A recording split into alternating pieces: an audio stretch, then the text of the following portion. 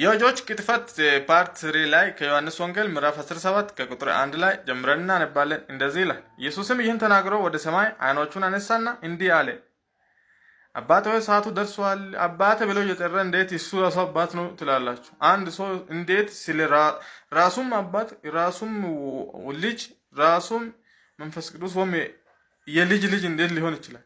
ይህ ማለት ደግሞ መንፈስ ቅዱስ የልጅ ልጅ ነው ማለት ሳይሆን ለምሳሌ ያህል ነው አልኩት። አንድ ሰው ሶስት ነገር ሊሆን አይችልም። ለአባት ደግሞ አባት ሊኖረው ወይም በሰውኛ ከሄደ ለአባቶቻችን ደግሞ አባቶች አሏቸው። ይሄ ደግሞ እሱ እያለ ያለው አባት ወይ እየጠራ እሱ ራሱ አባት ነው እንዴት ማለት ይቻላል? ኖርማሊ ማይንድ ከያዘን ማለት ነውና ይሄንን ልብ ብላችሁ አድምጡ። ሰዓቱ ደርሷል አባት ሆይ አለ ልጅ ያክብር ዘንድ በስጋ ሁሉ ላይ ስልጣን እንደሰጠኸው ለሰጠኸውም ሁሉ የዘላለምን ሕይወት ይሰጣቸው ዘንድ ልጅህን አክብረው። እውነተኛ አምላክ ብቻ የሆነ አንተ የላከውንም ኢየሱስ ክርስቶስን ያውቁ ዘንድ ይህች የዘላለም ሕይወት ናት። እኔ ላደርጎ የሰጠኸኝን ስራ ፈጽሜ በምድር አከበርሁ።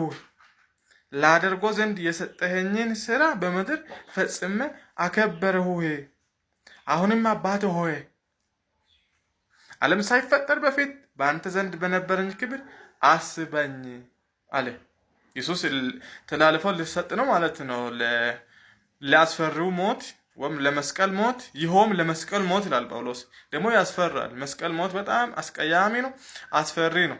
ስለዚህ ኢየሱስ ክርስቶስ ለአባቱ ለመስቀል ሞት ለሞት ራሱ የታዘዘ ሆነ። ይኸውም ለመስቀል ሞት፣ ለዛውም ለመስቀል ሞት ይላል። በጣም አስቀያሚ አስፈሪ ስለሆነ ያንን ለመግለጥ ነበርና አባት ሆይ ብሎ ጠርቷል። እሺ ምን ላድርግልህ? ልጅ ያክብርህ ዘንድ ላደርገው ዘንድ የሰጠኸኝን ሁሉ ምድር ላይ ፈጽሜ አከበርሁ።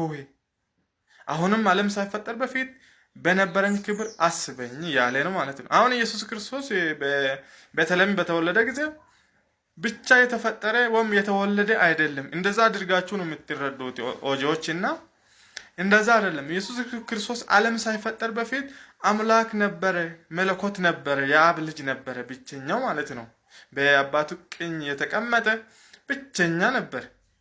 በመላእክት ሰማይና ምድር ምንም ነገር ሳይፈጠር በፊት ይመለኩ ነበር ማለት ነው። እግዚአብሔር አንድ በሶስት አካላት የሚመለክ ነበር ማለት ነው። ዓለም ሳይፈጠር በፊት የተከበረ ነበር። ያ ደግሞ ክብሩን ወይም ማንነቱን ፖዚሽኑን ትቶ አምላክነቱን ትቶ ለመስቀል ሞት የታዘዘ ሆነ። የባሪያ መልክ ይዞ መጣ ይላል። ፍጹም ሰው ሆኖ ተዋረደ፣ ተናቀ፣ ተገረፈ፣ ተጸየፈ ማለት ነው። ያ ዓለም ሳይፈጠር በፊት ክብር ነበረው ማለት ነው። ያንን ባለኝ ወይም በነበረኝ ክብር አስበኝ።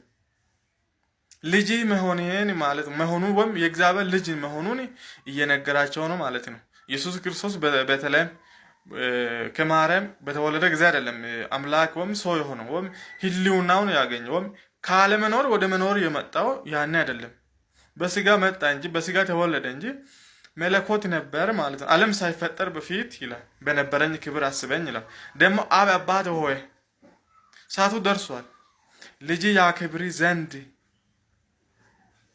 አጣጫል። ይሄንን ይዘን ነው አሁን ከኦጆች ጋር እንትን የጀመርነው ማለት ነው። መጽሐፉ እዚህ በግልጽ ተጽፎ ባይዘው አንድ ነገር ልንገራችሁ። ከኦጆች ብዙ ጊዜ በብዙ እጥፍ ሙስሊም እንደሚሻሉ እንድታውቁ ወዳለሁ ማለት ነው። አሁን አንድ ቪዲዮ አለና ሙስሊሞች ምንድነው የሚሉት? ኢየሱስ አምላክ እንዴት አምላክ ይሆናል የሚል ክርክር ነበራቸው አላቸው እንጂ እንዴት ፍጡር ፈጣሪ ይሆናል የሚል እንትን አላቸው እንጂ መጽሐፉን ከኛም በላይ ያነባሉ።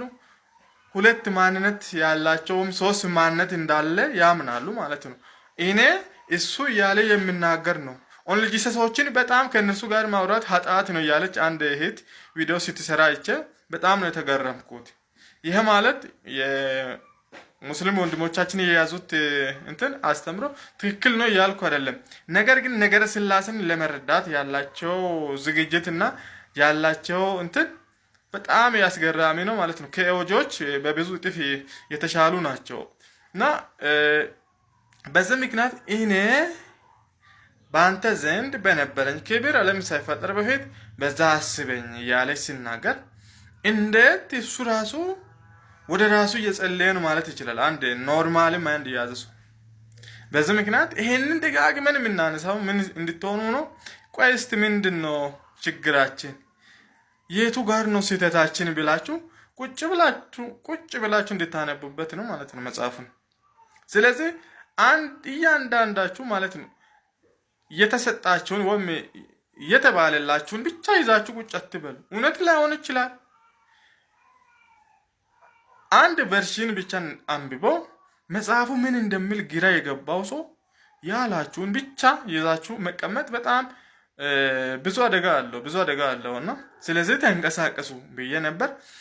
ዓለም ሳይፈጠር በፊት የነበረ ነው፣ ከእግዚአብሔር ተወለዱ ይላል ደግሞ መጽሐፍ ምሳሌ 8:22 ላይ ስናነብ አባቴ ሰማያን ምድርን ሲሰራ እኔ ዋና ሰራተኛ ነበርኩ ይላል። ለዛ ነው እኮ ነው ዕብራውያን ጻፊ ዓለማትን በፈጠረበት በልጁ በዚህ ዘመን ለኛ ተናገረን የሚለው። ጥንት በብሉይ ኪዳን ዘመን ዓለም ከተፈጠረ በኋላ እግዚአብሔር በተለያዩ መንገዶች ለተለያዩ ሰዎች በተለያየ መንገድ ተናግሮ ነበር። አሁን ለኛ በዘመን ፍጻሜ ላለን ሰዎች በልጁ ተናገረን ይላል። ስለዚህ በልጁ ተናገረን እንጂ ልጅ ካለ አባቴ አለ። ሙስሊሞች እንደዛ ነው አሉት። ልጅ እኔ አባቴ ልጄ የሚል ነገር እያዩ እንዴት አንድ ነው ማለት ይቻላል የሚል። ስለዚህ ከኦጆች ጋር መከራከር ወይም ከነሱ ጋር ማውራት ራሱ ኃጢአት ነው ብዬ አምናለሁ አለች አንድ እህታችን። በጣም ነው የተገረምኩባት። እውነት እኮ ነው ያስብላል። ነጭን ጥቁር ነጭ ብሎ እንዴት ሰው መከራከር ይችላል? ትዝብት የሚባል ነገር አለ። የሚያየን ሰዎች አሉ ምናምን ነገር። ያንን ሁሉ ታሳቢ በማድረግ ብለን ቁጭ ማለት ነው ያለብን እንጂ አንድ ነገር ሲነካብን ወይም አንድ ነገር እስከሰማን በቃ አጸፋ ብቻ መልስ ለመስጠት ያንንም ትክክል ባልሆነ መንገድ ማድረግ ተገቢ ነው ብዬ ስለማላስብ አድቡ ልላችሁ ነው። ስለዚህ ዓለም ሳይፈጠር በፊት በነበረኝ ክብር ስል ዓለም ሳይፈጠር በፊት የተከበረ አንድያ የእግዚአብሔር ልጅ የሚመለክ ነበር። ዓለም ሳይፈጠር በፊት እግዚአብሔር አብ በነበረ ጊዜ ለምሳሌ እንደ ጆዋ ዊትነሶች ወልድ ያልነበረበት ጊዜ አለ ብለን እኛ እናምንም። ወልድ እስካለ አብ አለ፣ አብ እስካለ መንፈስ ቅዱስ አለ።